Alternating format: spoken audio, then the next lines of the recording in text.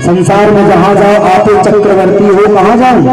आप समस्त पृथ्वी के राजा हो, चक्रवर्ती हो, महाराज मैं कहां जाऊं?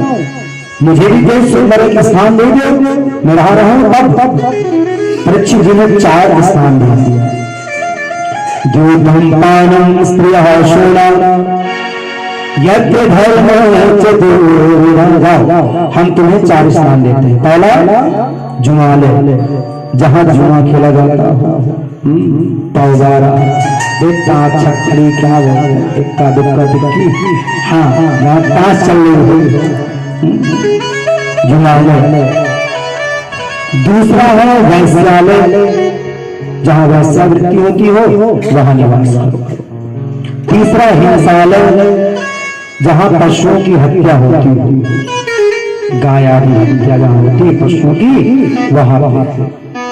वैसे हमारे सनातन धर्म में गाय का बड़ा महत्व है, गाय को मां माना जाता है ना। 33 कोटि देवी देवता गाय में होते हैं। अब तो कहता है ठाकुर जी की गाय हत्या तो बंद है, लेकिन किसी गाय में तो भैया तो पशु हत्या जहां पर होती है, गाय में 33 कोटि देवी देवता है। गाय में जब सारे देवी देवता है, ब्रह्मा विष्णु है, सारे देवी देवता है, मगर गंगा जी ने कहा कि मैं नहीं लाऊंगा तुम्हारे शरीर में स्नान, मैं नहीं बैठूंगा क्योंकि मैं गंगा में स्वयं पवित्र हूं। गंगा जी नहीं गई, फिर और लक्ष्मी जी भी उनमें समाहित नहीं हुई। लेकिन जब लक्ष्मी के पति गए, जो लक्ष्मी पति गए, तो लक्ष्मी ने सोचा महाराज मेरे पति इसमें समाहित है, मैं वैकुंठ में क्या करूंगी, मुझे भी जाना चाहिए। गाय के पास नहीं है, मैया मुझे क्षमा कर दो, मुझे भी अपने शरीर में कहीं स्थान दीजिए। गाय ने कहा कहीं भी जगह नहीं बची, मतलब कोई तो जगह होगी। उन्होंने कहा आप ऐसा करो, तुम मेरे गोबर में निवास करो। किसमें निवास करो? गोबर में। इसलिए गाय का गोबर क्या माना जाता है? लक्ष्मी। इसलिए कच्चे जब घर हुआ करते तो उसमें लीपा पोता जाता था, है ना। आवाज का तो टाइल्स लग गए हैं, तो जब कोई त्योहार आता था तो बड़ा गाय के गोबर से लीपा पोता जाता था और बड़ा सुंदर रंगोली बनाया जाता था और बहुत सुंदर लगता था। तो गाय के गोबर में इसका वास है लक्ष्मी का। गंगा मैया भैया मुझे भी कोई स्थान दे दो, मुझे भी कोई स्थान दे दो, मैं कहा रहा हूं। उन्होंने कहा तो कुछ बचा नहीं, मतलब कुछ तो दे दो। बोला मेरा जो मूत्र है आप उसी में निवास करो। इसलिए गाय का जो मूत्र है वो क्या है? स्वयं गंगा के समान हुए। इसलिए गाय मूत्र को हमारे भारत देश में पंचगव्य जो होते हैं वही, तो कितना महत्व उसका पंचगव्य का। तो गाय का गोबर लक्ष्मी के स्वरूप है और गाय का जो मूत्र है वो कौन है? गंगा है। और महाराज तीसरा कहा मदिरा पान, जहां पे पीने का शौक नहीं, पीता हूं गम भुला दे। कहीं गम इससे अगर भूलने लगे तो सबे में पीने लगे।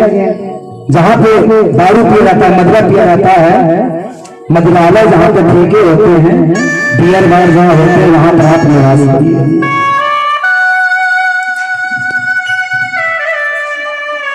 4 स्थान दिया, लेकिन परीक्षित कहते हैं जाओ 4 स्थान में आप रहो।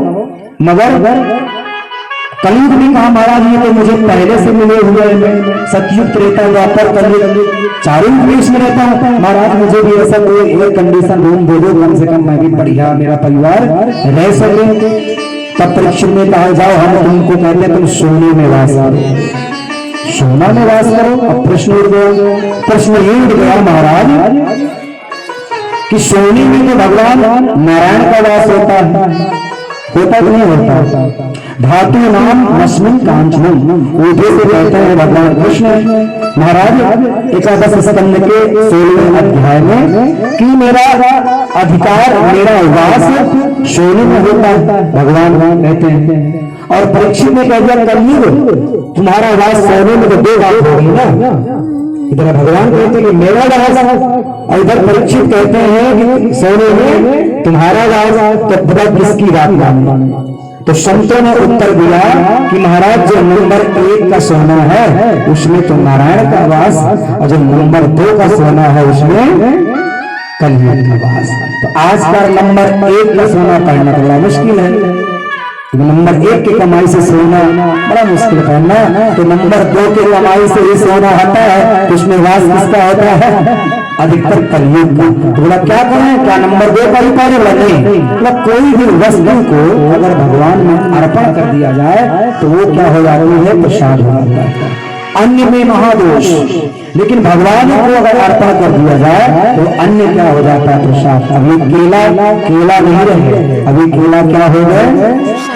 तो स्वामी तुलसीदास जी कहते हैं, तुम्हें निवेद भोजन करूं, तुम्हें निवेद भोजन करूं, तुम्हें निवेद भोजन कराई, तुम्हें निवेद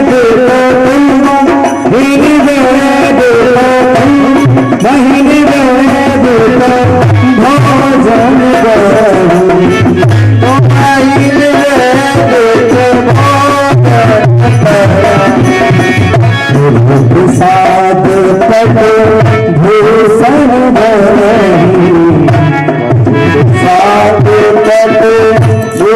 सात पद भूषण